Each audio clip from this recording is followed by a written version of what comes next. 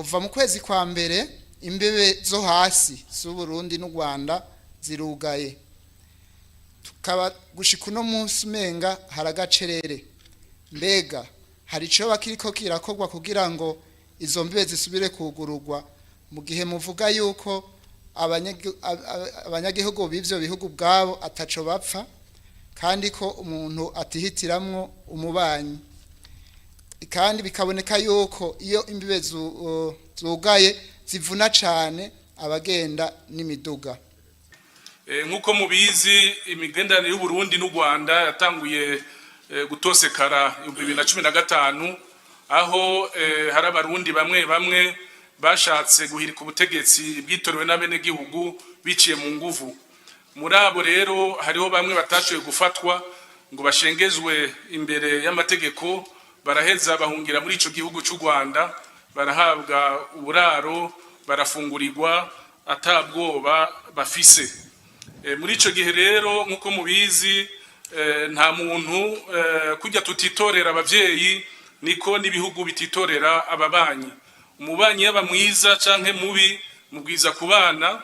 Igihugu cy'u Rwanda kiraho hakurya nikizigera kivaho kiri, igihugu cy'u Burundi kiri ngaha kizoguma ari igihugu kibanye cy'u Rwanda. Niho rero nyene icubahiro mu kwigu cyacu cy'u Burundi yadungitse mu 2020 mu kwezi kw'icumi mu gihugu cy'u Rwanda. Turafata iya mbere agenda ntekereye agakemanyi ko kuraba ingene twoganira na mugenzanje kugira ngo imigenderanire hagati y'ibihugu byacu ari bibiri imere neza gusumba. Kuva ico gihe harabaye ibiganiro biratera imbere, harashika naho abene gihugu bagenderanira nkuko vyari bisanzwe, birashika naho umukuru w'igihugu cy'u Rwanda agendera Burundi, natwe umukuru w'igihugu cyacu ciza cy'u Burundi aronka intumwa zidasanzwe muri ico gihugu cy'u Rwanda. Mugabo mu nyuma niho umukuru w'igihugu cy'u Rwanda yari yarasanzwe yaremereye umukuru w'igihugu cyacu ciza cy'u Burundi ko ashobora kudushikiriza abo bantu bashatse guhirika ubutegetsi mu 2015. Hanyuma turarindira umwaka wa mbere, umwaka kabiri, umwaka wa kabiri, umwaka wa gatatu, gushika n'ubu abo bantu ntibashoboye kubaduha. Murumva ari uko kwizerana vyaciye bigabanuka. Haca hongeraho n'ibitero vyatewe n'umugwi w'iterabwoba Rede Tabara. Uwo mugwi nawo ukaba ushigikiwe nawe nyene bashatse guhiga ubutegetsi mu 2015. Murumva rero ko kumvo z'umutekano nta twaciye twugara imbibe zo hasi zo kubutaka hagati y'u Burundi n'u Rwanda. Mugabo imbibe zo mu karere zo ziguma zuguruye kuko ho biroroshe gucungera uruja n'uruza biciye ku bibuga vy'indege, sico kimwe no ku mipaka.